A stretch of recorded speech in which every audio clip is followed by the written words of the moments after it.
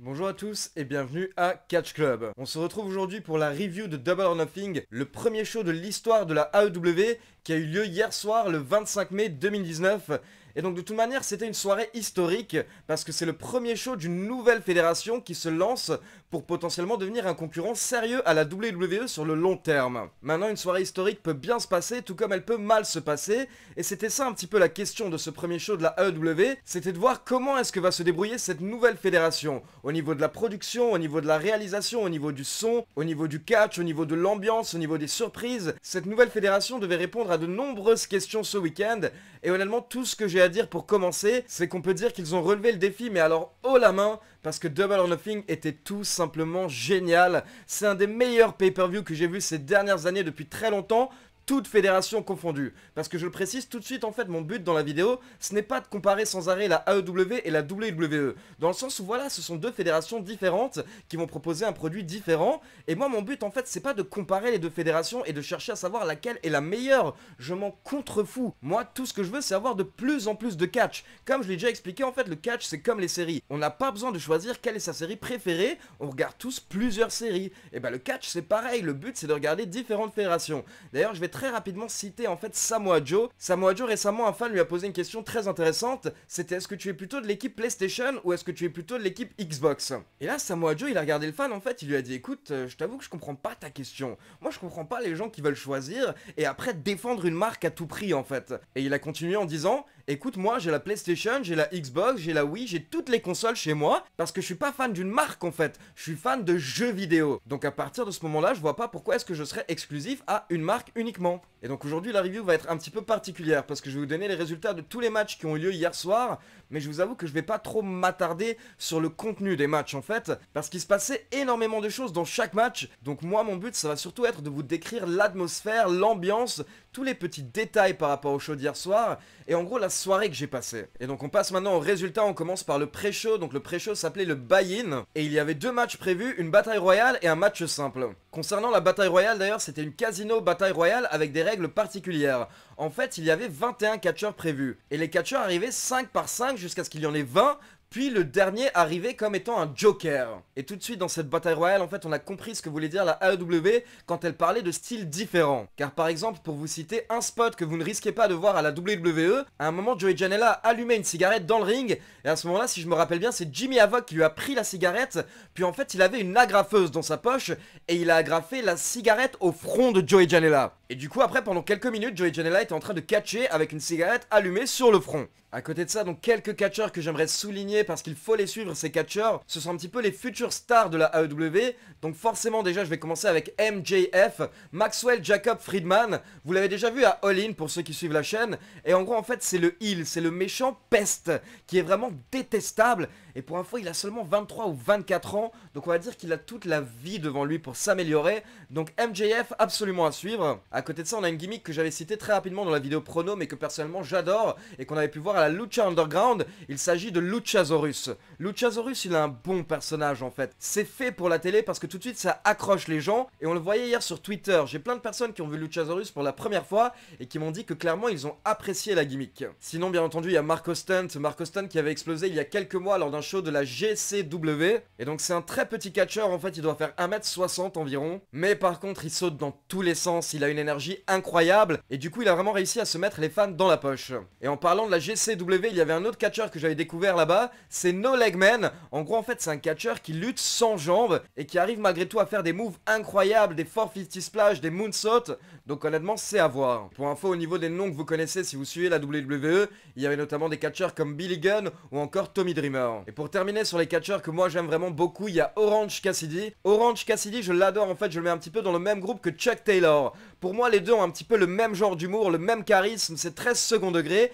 Et honnêtement hier soir il est resté 1 minute dans le ring, mais pour moi avec ses 2-3 blagues il a marqué tout le monde. Donc voilà, ça c'est du bon divertissement par exemple. Et une fois que les 20 catcheurs étaient dans le ring, le 21e catcheur qui arrivait était une surprise car il s'agit de Adam Page. Car pour info comme je vous l'avais dit, le match de Page contre Pac était annulé. Du coup Adam Page n'avait plus de match hier soir lors de Double or Nothing, donc il est venu participer à cette bataille royale et au final c'est lui qui a gagné cette bataille royale. Et donc comme je je vous l'avais dit dans les pronos, en fait, le vainqueur de cette bataille royale affrontera le vainqueur du match Chris Jericho contre Kenny Omega lors d'un prochain show de la AEW pour le championnat du monde AEW. Donc félicitations à Adam Page qui a remporté le premier match de l'histoire de la AEW. Ensuite, très rapidement, le second match, c'était Sammy Guevara contre Kip Sabian. Un match correct, intéressant, qui a duré 10 minutes, et on a eu le droit à une victoire de Kip Sabian à la fin. Et donc pour terminer le show, on a eu le droit à l'arrivée de Jim Ross, et honnêtement ça faisait plaisir de voir qu'il était traité comme une star. Les autres commentateurs le présentaient comme une légende, la caméra a clairement insisté sur lui, il a eu le droit à sa musique d'entrée,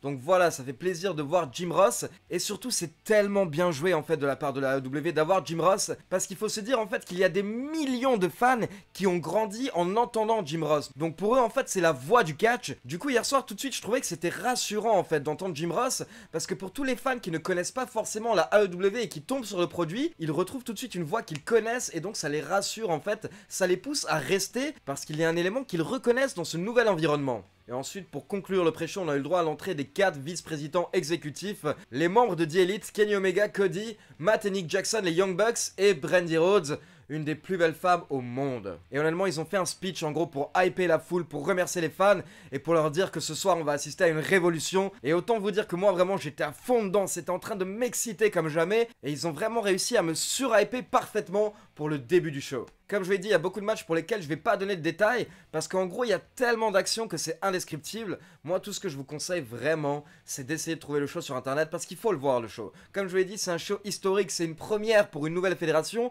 donc quoi qu'il se passe, regardez-le et croyez-moi vous le regretterez pas. Et donc Double or Nothing a débuté avec un match 3 contre 3, il s'agissait de SCU, donc Frankie Kazarian, Christopher Daniels et Scorpio Sky, 3 des chouchous de la foule, contre les 3 catcheurs de la OWE, Shima, T-Hawk et El Lindaman, les Strong Hearts.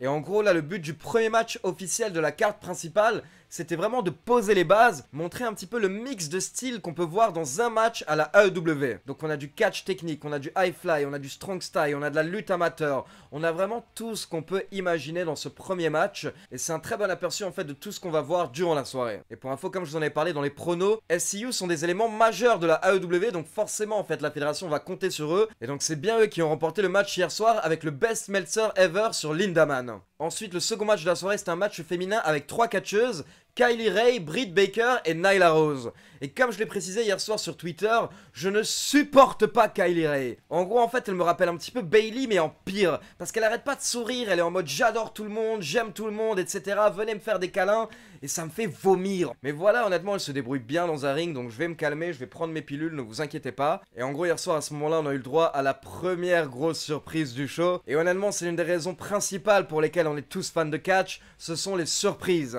Une fois que les 3 catcheuses sont arrivées sur le ring, à ce moment-là, Brandi Rhodes a fait son entrée. Et donc pour ceux qui ne sont pas au courant, Brandi Rhodes est bien entendu une officielle à la AEW, donc elle a du pouvoir. Et en fait, elle est arrivée en tenue de catch, donc naturellement, tout le monde s'est dit qu'elle allait se rajouter dans le match.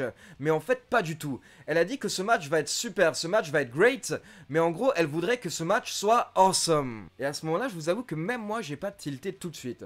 Je me suis dit, mais de quoi elle parle? Et en fait, quand elle a dit awesome, elle parlait de Awesome Kong, les gars. Et à ce moment-là, on a eu le droit à l'entrée de Awesome Kong, l'une des plus grosses superstars du monde du catch féminin. Et en fait, pour ceux qui ne reconnaissent pas le nom que je viens de dire, vous allez la reconnaître si je l'appelle Karma. Car en fait, Awesome Kong est le nom de Karma sur les ligues indépendantes. Elle s'est seulement appelée Karma lors de son court passage à la WWE. Et honnêtement, de nos jours, elle lutte très peu, notamment parce que maintenant, en fait, c'est une star télé, car elle joue dans la série Glow sur Netflix.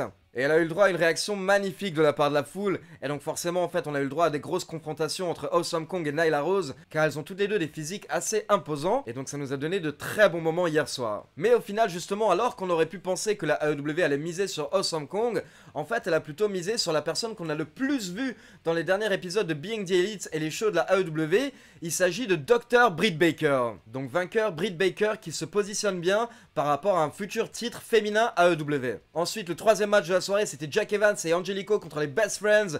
Et comme vous le savez, je vous l'ai déjà dit, en fait, les Best Friends font partie de mes équipes préférées depuis des années. Mais j'imagine en fait que ça ne saute pas forcément aux yeux tout de suite, parce que les Best Friends, en fait, c'est plein de petites blagues, c'est des private jokes. Et à côté de ça, en fait, faut les entendre parler, faut voir des segments pour vraiment comprendre leur personnalité. Mais je suis persuadé qu'une fois que les fans les connaîtront mieux, ils vont les adorer. Et donc en gros, je vais me répéter toute la soirée, je vous l'annonce. Mais on a eu le droit à un très bon match par équipe. Les 4 catcheurs nous ont montré que clairement la AEW va prendre la division par équipe au sérieux. Et donc pour info, ce sont les Best Friends qui ont remporté le match, mais ce qui était encore plus intéressant, c'est ce qui s'est passé après le match. Alors que les 4 catcheurs s'apprêtaient à se faire un câlin dans le ring, les lumières se sont éteintes. Et quand elles se sont rallumées, on a eu le droit à Player Uno et Player 2 sur le ring. Pour ceux qui ne sont pas au courant, en fait, ils s'appellent les Super Smash Brothers. C'est une équipe indépendante, l'une des meilleures équipes du circuit indépendant. Ce sont 2 catcheurs canadiens, en fait, que moi, personnellement, j'ai pu découvrir à la PWG il y a des années. Et je les adore vraiment. Ils ont eu des matchs mythiques avec les Young Bucks. Et du coup, justement, les Young Bucks les adorent. C'est pour ça qu'ils les ont signés à la AEW. Et donc, à ce moment-là, on les voit tous les deux dans le ring, mais les lumières s'éteignent à nouveau. Et quand elles se rallument, le ring est entouré d'une trentaine de personnes masquées qui commencent à attaquer Angelico, Jack Evans et les Best Friends. Ça a l'air d'être un petit peu une armée des Super Smash Brothers qui du coup détruisent les 2 équipes et terminent le segment en célébrant dans le ring. Donc c'était assez intéressant parce qu'apparemment les Super Smash Brothers ont une gimmick très dark à la AEW. J'ai hâte de voir ça. Le 4e match de la soirée, c'était un 3 contre 3 féminin où on avait Hikaru Shida, Ryo et Ryu Mizunami contre Yuka Sakazaki, Emi Sakura et Aja Kong. Aja Kong qui, comme je vous l'ai dit, est la légende en fait du catch japonais féminin. Et clairement on pouvait voir en fait que les officiels souhaitaient insister sur Hikaru Shida. On sent que c'est clairement la superstar au niveau des jeunes catcheuses japonaises. Et très rapidement par rapport à ce match, en fait je vais vous l'avouer, c'est le match qui m'intéressait le moins, même si j'étais très heureux de voir Aja Kong que j'adore. À côté de ça, honnêtement, je suis pas super fan de Joshi, je suis pas super fan du catch féminin japonais, mais les catcheuses m'ont tellement mis une claque hier soir, elles ont totalement réussi à me plonger dans le match, donc vraiment chapeau à elles, c'était un match super qui m'intéressait absolument pas à la base. Et pour info, donc justement c'est Hikaru Shida qui a remporté le match pour son équipe. Et maintenant on va passer aux choses sérieuses, on va passer aux 3 main events de la soirée. Et on commence entre la guerre entre les 2 frères, Cody Rhodes contre Dustin Rhodes, que vous connaissiez également sous le nom de Goldust. Et donc tout de suite en fait ça a commencé de manière magnifique. Cody a été accueilli comme un dieu hier soir tout simplement. Et en fait quand il est arrivé, on a pu voir au niveau de l'entrée un trône avec l'espèce de croix qu'utilise Triple H, les têtes de mort. Et en gros ça ressemblait à un trône type Triple H. Et donc Cody est arrivé avec sa femme Brandi Rhodes, ils ont regardé le trône mais ils ne se sont pas assis dessus. Ils ont marché jusqu'au ring et à ce moment là Brandi Rhodes a sorti un sledgehammer, le gros marteau qu'utilise tout le temps Triple H, et elle l'a donné à son mari Cody Rhodes. Puis Cody Rhodes est retourné vers cette espèce de trône. Ce trône qui en gros représentait Triple H qui croit tout contrôler dans le monde du catch. Et à ce moment-là, Cody Rhodes a détruit le trône avec l'arme même de Triple H. Et donc c'était tout un symbole en fait de la part de Cody Rhodes que forcément j'ai adoré. Parce que certains vont dire que c'est un petit peu gamin, etc. Mais honnêtement pour moi c'est Triple H qui a commencé quand de nulle part il a attaqué tous les membres de la AEW lors de la cérémonie du Hall of Fame. Je veux dire le Hall of Fame on est là pour rendre hommage à des gens. Et là tu pouvais sentir que Triple H au fond de lui, dans son ego, il sent qu'il est pas bien. Et du coup il a fait quelque chose que Vince McMahon ne faisait jamais à l'époque. Vince McMahon ne parlait jamais de sa concurrence parce qu'il était au-dessus et donc il a jamais eu besoin de se rabaisser à ce niveau. Et là vous pouvez voir à quel point Triple H n'est pas Vince McMahon. Parce que croyez-moi on peut reprocher plein de choses à Vince McMahon, mais Vince McMahon est un génie et c'est lui qui a amené la WWE où elle en est actuellement. Et s'il y a du catch qui est diffusé à travers le monde aujourd'hui en général, c'est grâce à 2 personnes, Vince McMahon et Hulk Hogan. Donc voilà, grand moment quand Cody détruit le trône et clairement le message est lancé. On peut dire que la guerre est lancée même maintenant. Et là honnêtement tout ce que j'ai à dire c'est que c'était vraiment un match de catch. Dans le sens où c'était pas seulement de l'action dans le ring, mais c'était tout ce qu'il y a à côté et qui fait qu'on appelle ça du catch. C'est-à-dire les émotions, c'est-à-dire la psychologie, c'est-à-dire le drame, le drama. Il y avait vraiment tout hier soir, tout ce que des vrais catcheurs savent faire. Tous ces petits détails en fait qui font que Cody Rhodes et Dustin Rhodes sont des pros. Et donc pour info, à un moment en fait Cody avait enlevé une des protections du coin de ring et à ce moment là il a jeté son frère sur la protection. Et donc là on a eu le droit au premier blade job de la AEW. Donc pour ceux qui sont pas au courant en fait un blade job c'est quand un catcheur se coupe tout seul avec une petite lame. D'ailleurs je prépare une vidéo actuellement pour vous expliquer exactement comment ça se passe et d'où vient le sang dans le catch parce que beaucoup d'entre vous m'ont posé la question. En gros en fait à l'époque quand il y avait beaucoup de catch dans toutes les fédérations, les catcheurs s'ouvraient eux-mêmes la plupart du temps sauf quand il y a des accidents. Et il faut savoir que les blade jobs sont maintenant interdits à la WWE et donc beaucoup se demandaient si on allait les voir à la AEW et clairement oui ils ne sont pas interdits à la AEW parce que donc hier soir Dustin s'est ouvert mais limite en fait il s'est ouvert un petit peu trop profondément et il a vraiment commencé à pissé le sang, limite tellement il a pissé le sang qu'à un moment j'ai commencé à avoir peur pour lui, et je l'ai dit à Yann de Wrestling Clinic, parce que je lui ai dit que là je commençais à avoir peur, parce que j'avais l'impression qu'il y avait limite 2 litres de sang sur le ring. Mais Yann m'a dit mais non, t'inquiète pas, il doit y avoir 200-300 millilitres, et c'est bon, il a 4-5 litres dans le corps, donc aucun souci. À partir de ce moment-là, j'étais rassuré, et j'ai pu être à nouveau à fond dans le match, et ce genre de match c'est vraiment ce que je compare le plus à des séries. T'as vraiment l'impression de regarder une série de 20 minutes, où on te raconte toute une histoire en fait, avec un début, un milieu et une fin claire et nette. Et là en gros c'était cette guerre entre ces deux frères qui veulent prouver lequel est le meilleur. Et à côté de ça tu dis que pendant ce temps il doit y avoir Dusty quelque part qui regarde ce match avec un sourire énorme. À la fin c'était incroyable honnêtement à quel point le public était dedans. Et je me rappelle que récemment je vous avais dit que ça manque en fait les réactions du public, notamment à la WWE mais dans d'autres fédérations aussi, où je trouve en fait que maintenant elles sont plus molles que notamment lors de l'Attitude Era, où le public se lâchait 10 fois plus quand ça gueulait. Et là hier soir on avait le droit à ce genre de réactions, des oh, oh, oh. T'avais ça pendant tout le show sans arrêt, notamment lors des 3 main events. Donc voilà, c'était génial de voir une foule autant en délire. Et à la fin, après 2 voire même 3 Crossroads, je me souviens plus exactement, c'est Cody Rhodes qui a remporté ce match. Et bravo aux deux catcheurs, parce que en gros, en fait, imaginez-vous, je veux dire, la WWE avait ces deux catcheurs. Et ces deux catcheurs ont proposé cette rivalité et donc ce match à la WWE à l'époque. Et la fédération a refusé. À la place, elle leur a donné un match de 8 minutes ou 10 minutes à Fastlane. Tout ça pouvait arriver à la WWE, mais la WWE a dit non. Elle a jugé que ça allait être inutile, que ça n'allait pas plaire aux fans. Et quand tu vois le résultat hier soir, tu te dis que clairement, il y a un problème avec les officiels de la WWE. C'était un chef-d'œuvre, honnêtement, c'est tout ce que le catch devrait être, je trouve personnellement, et je sais que beaucoup de fans étaient d'accord avec moi. Et donc après le match, Cody est remonté sur la rampe, il a commencé à partir, mais il s'est retourné, il est revenu dans le ring, et il a pris le micro. Et en gros, Cody a dit à son frère: tu vas pas prendre ta retraite, t'as pas le droit de prendre ta retraite. Parce que devant tout le monde, devant tous les fans ici, j'ai un service à te demander. Et donc il explique que lors d'un des prochains shows de la AEW, Fight for the Fallen, les Young Bucks vont affronter Cody Rhodes et un partenaire de son choix. Et à ce moment-là, Cody regarde Dustin et lui dit qu'il n'a pas besoin d'un partenaire ou d'un ami, mais qu'il a besoin de son grand frère. Je vous jure que carrément quand je vous le dis, là je suis ému et que ça m'a touché carrément. Et en gros, bien entendu, Dustin Rhodes a accepté et les deux frères se sont fait un câlin sous les acclamations de la foule. Donc voilà, magnifique moment. Ensuite, très rapidement, en fait, on avait un acteur, l'acteur Jack Whitehall, qui était au ring pour nous présenter une légende qui doit nous présenter le championnat du monde AEW. Et là, encore une fois, une méga bonne surprise, il nous présente l'un de mes catcheurs préférés, le premier catcheur que j'ai vu à la télé quand j'avais 4 ans en 1993, Bret the Hitman Hart.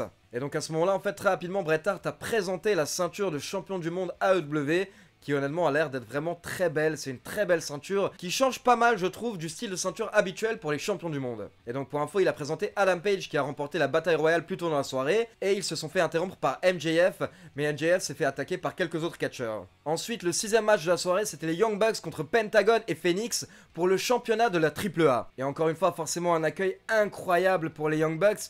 Et moi à ce moment-là en fait je suis tellement content pour eux parce que j'essaye de me mettre à leur place et je me dis à quel point en fait Matt et Nick Jackson doivent être heureux à ce moment-là d'avoir près de 14 000 personnes qui gueulent leur nom parce que c'est un pari osé. Je veux dire, ils ont refusé un contrat qui valait plusieurs millions de dollars à la WWE. Ils ont refusé une sécurité totale à la WWE, mais du coup ils n'étaient pas assurés du succès de la AEW. Et là, se retrouver à Double or Nothing devant un public qui scande ton nom dans une arène pleine, ça doit être génial comme moment. Et vous savez quoi, tout ce que j'ai à vous dire par rapport à ce match, c'est trouver ce match et regarder ce match absolument. Pour tous les fans de catch qui veulent savoir actuellement qui sont les 2 meilleures équipes dans le monde, trouvez ce match et regardez-le et vous aurez votre réponse. C'était génial. Je vais même pas vous décrire le match parce qu'il s'est passé trop de choses, il y avait trop d'actions. Tout ce que je peux vous dire, c'est qu'à la fin, les Young Bucks ont remporté le match avec le Meltzer Driver. Et donc on passe au main event de la soirée, Chris Jericho contre Kenny Omega, un match qu'on attendait tous, et vraiment je n'ai absolument pas été déçu. Je ne m'attendais pas à un match 5 étoiles, je ne m'attendais pas à un match technique parfait, je voulais voir les deux lutteurs se battre, je voulais voir une vraie guerre, parce que si vous suivez cette rivalité entre les deux catcheurs depuis maintenant 1 an et demi, vous savez qu'ils sont censés vraiment se détester, et du coup hier soir ils l'ont montré, ils se sont donnés à fond, ils ont pris pas mal de risques et se sont battus à l'extérieur du ring, à un moment ils ont explosé une table, et voilà tout ce que j'ai à dire, c'est que c'était vraiment digne d'un main event de pay-per-view. Là, on avait 2 main eventers qui étaient à fond, on avait la foule qui était à fond derrière eux, et puis on avait de l'enjeu en plus pour ce match parce qu'on savait que le vainqueur aurait une opportunité pour le titre AEW. Et pour info, en fait, Chris Jericho était censé débuter un nouveau finisher hier soir, Et c'est bien ce qu'il a fait à la fin du match. Il a débuté son nouveau finisher, le Judas Effect, qui est en fait un coup de coude retourné.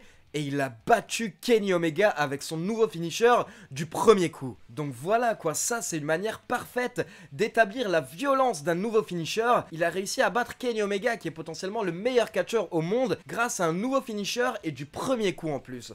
Donc voilà, encore une fois, c'est magnifique de voir à quel point Chris Jericho se renouvelle tout le temps. Et maintenant les gars, on va passer au moment qui vous intéresse tous et au meilleur moment de la soirée, j'ai envie de dire hier soir. En gros, ensuite, après le match, Chris Jericho était dans le ring et il a pris le micro pour dire que les fans doivent le remercier, que la AEW doit le remercier, tout le monde en gros doit remercier Chris Jericho parce que tout ça c'est grâce à lui. Et là d'un coup tu commences à entendre des fans qui gueulent un petit peu, puis la caméra va vers le public et là les gars, on voit Dean Ambrose. Et donc pour info maintenant je ne l'appellerai plus comme ça parce que ce n'est plus Dean Ambrose, c'est Jon Moxley. Et mesdames et messieurs, Jon Moxley est maintenant à la AEW. Et honnêtement c'est incroyable, c'est tellement ce qu'il fallait pour cette fédération. Parce que je vous avoue que pendant le main event je me suis fait la remarque à un moment. Je me suis dit ok, Chris Jericho et Kenny Omega c'est super. Et Hangman Page c'est pas mal, ça va devenir un main eventer. Et à côté de ça on peut également mettre Pentagon dans la case des main eventers tête d'affiche. Mais honnêtement une fois qu'on a pris ces 4 catcheurs, après ça devient compliqué. Bien entendu il y a Cody Rhodes également, donc ça en fait 5. 5 main eventers on va dire actuellement à la AEW. Mais ça fait très peu quand même. Et du coup vraiment pendant le main event j'étais en train de me dire il faut une tête d'affiche, il faut un très gros nom WWE qui signe à la AEW rapidement. Et à ce moment-là, vous avez une des plus grosses superstars de ces 10 dernières années qui débarque à la AEW. C'est tout simplement génial. En gros, on va dire que la AEW était déjà là, mais là, elle vient de passer à un niveau tellement supérieur avec un mec comme Dean Ambrose. C'est tout simplement incroyable. C'est un des plus gros noms actuels dans le monde du catch. Il a été élu 2 fois catcheur le plus populaire de l'année ces dernières années. Je veux dire, c'est une signature incroyable pour la AEW. Et croyez-moi que ça, encore une fois, ça va tout changer. Et donc Ambrose est arrivé à travers la foule, il a fait son entrée sur le ring et très rapidement il a attaqué Chris Jericho, coup de pied, Dirty Deeds. Et ensuite en fait il a attendu que Kenny Omega se relève un petit peu. On se demandait un petit peu comment Ambrose allait réagir, mais en gros Ambrose n'est avec personne. Du coup il essaye d'attaquer Kenny Omega aussi, il le met dans la position du DDT, mais à ce moment là Kenny Omega se défend et il pousse Jon Moxley à l'extérieur. Et là les deux catcheurs commencent à se battre, c'est Jon Moxley contre Kenny Omega quoi, c'est tellement génial. Honnêtement jusqu'à il y a quelques mois ça paraissait tellement improbable de dire cette phrase. Et là on a Jon Moxley et Kenny Omega qui se battent à travers la foule, puis ils arrivent vers l'entrée et ils montent en fait sur des grands jetons de casino qui étaient là au niveau de la décoration. Et là Dean Ambrose termine en portant un Dirty Deeds à Kenny Omega, puis il le jette sur la rampe d'entrée et on termine le show avec cette image de Jon Moxley qui fête. C'était tout simplement parfait. Donc voilà, écoutez, ma review a été très longue, mais j'avais vraiment envie de partager ce moment avec vous parce que c'était vraiment tout ce que j'attendais et même plus. Il y a des personnes qui m'ont dit que j'avais des attentes trop élevées, que j'en attendais trop, etc. Mais vraiment, toutes ces personnes se trompaient totalement. Elles ne savaient pas de quoi elles parlaient parce que moi, j'attendais vraiment exactement ça hier soir. Et j'ai même eu plus que ce que j'attendais. Donc pour moi, vraiment, c'était parfait. C'était un lancement parfait de la part de la AEW. C'est tout ce que j'ai à dire. J'aimerais juste terminer avec un petit message à toutes les personnes justement qui ont été négatives ces derniers mois, qui m'ont dit que je me trompais totalement par rapport à la AEW, qu'en gros en fait j'étais un fanboy et qui en gros en fait me reprochaient mon optimisme, le fait que je sois heureux parce qu'il allait avoir plus de catch. Donc avant en fait sur Twitter j'ai dit en rigolant que j'allais insulter du monde ce soir, mais honnêtement mon but n'est absolument pas d'insulter ces personnes parce que ces personnes représentent vraiment une poussière par rapport à la chaîne. Par rapport aux 53 000 abonnés et plus, ça représente juste quelques dizaines de personnes. Donc heureusement c'est juste une toute petite minorité, mais justement moi je veux m'adresser à la majorité. Ceux qui apprécient le catch et qui apprécient ma chaîne, surtout n'écoutez jamais les gens négatifs comme ça qui essayent de vous gâcher vos plaisirs, parce que ces gens sont des gens tristes qui ont sûrement une très mauvaise vie. C'est la seule explication que je peux voir. Ne vous attardez pas sur ce genre de personnes. En fait c'est des personnes qui clairement pour moi n'ont jamais réussi dans la vie. Souvent les personnes qui sont négatives et qui vous disent que vous n'arriverez jamais à faire ci ou que vous n'arriverez jamais à faire ce projet, c'est parce que eux en fait ils n'ont jamais rien fait dans leur vie, ou alors quand ils ont fait des choses ils l'ont raté. Mais c'est pas parce que ces personnes négatives ont raté des choses que vous allez pas réussir. Donc voilà, merci à tous ceux qui sont positifs, merci à tous ceux qui sont optimistes, parce que je veux dire c'est la seule manière de voir la vie. Ça sert à rien d'être pessimiste et négatif les gars, surtout avant même que la fédération s'était lancée. Voir tellement de personnes annoncer la mort de la AEW avant même que la fédération soit lancée, je trouve ça tellement drôle quoi. Donc voilà, moi tout ce que j'ai à dire, c'est que justement par rapport à toutes les personnes qui me demandent quel va être le futur de la AEW et est-ce qu'elle va concurrencer la WWE un jour, honnêtement je trouve aussi que c'est une question assez stupide, parce que je veux dire, personne peut lire l'avenir les gars en fait. Il y a 10 000 raisons qui peuvent faire en sorte qu'une entreprise ferme, donc voilà, qui sait, peut-être que la AEW va fermer dans 6 mois, peut-être qu'elle va fermer dans 2 ans, ou peut-être que ça va devenir une grande fédération. Et honnêtement, moi pour le moment je réfléchis même pas à ça, moi je préfère réfléchir à court terme actuellement, et tout ce que je sais c'est que hier soir, en tant que fan de catch, j'ai passé une soirée géniale comme j'en avais plus passé depuis des années. Donc voilà, dites-moi ce que vous avez pensé de AEW Double or Nothing dans les commentaires. Et comme d'habitude, n'oubliez pas de liker la vidéo, de vous abonner à la chaîne et de cliquer sur la petite cloche pour être informé de la sortie des prochaines vidéos. Ciao tout le monde!